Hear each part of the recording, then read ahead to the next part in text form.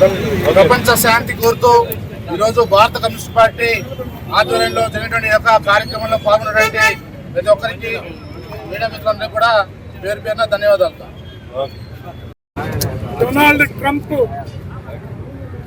ప్రపంచ టెర్రరిస్టుగా మారి తాను తనకు అనుకూలంగా ఉన్నటువంటి దేశాలు, తన అనుయాయులైనటువంటి కార్పొరేట్ శక్తులు, సామ్రాజ్యవాదులకి సంపద మొత్తం కూడా దోచిపెట్టడం కోసం ఒక్కొక్క దేశం పైన యుద్ధాలు ప్రకటిస్తూ, అలాగే సుంకాలు పెంచడం, మొత్తం ప్రపంచాన్ని టెర్రరైజ్ చేస్తున్నటువంటి ఈ ట్రంప్ కంటే పెద్ద టెర్రరిస్టు ప్రపంచంలోనే లేడనేది స్పష్టంగా అర్థమవుతోంది.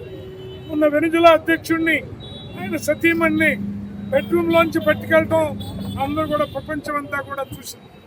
అలాగే ఖుమేనీని దారుణంగా తానున్నటువంటి ప్రాంతంలోనే దాడి చేసి మిసైళ్ల వర్షం కురిపించి అంతం చేయడాన్ని మనం చూసాం. మళ్ళీ ఇప్పుడు వార్నింగ్ ఇస్తూ ఉన్నాడు, మీరు కనుక ఇంతటితో ఆకపోతే ఇరాన్ ఇంకా ఎక్కువ మూల్యం చెల్లించుకోవాల్సి వస్తుందని ట్రంప్ వార్నింగ్ ఇస్తూ ఉన్నాడు. ఇది చాలా దుర్మార్గకరమైనటువంటి విషయం. ట్రంప్ యుద్ధోన్మాద చర్యల్ని ప్రతి ఒక్కళ్ళు ప్రతిఘటించాల్సినటువంటి అవసరం ఉన్నది.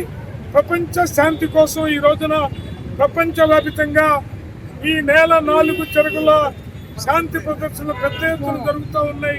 ట్రంప్ విధానాలను ఖండిస్తూ ఉన్నారు. అదే పద్ధతుల్లో ఈ ట్రంప్ వినాశకాలే విపరీత బుద్ధి అన్నట్టుగా తయారవుతూ ఉన్నాడు. ట్రంప్ కూడా ఖుమేనీకి పెట్టిన గతే పడుతుందని హెచ్చరిస్తూ ఉన్నాడు.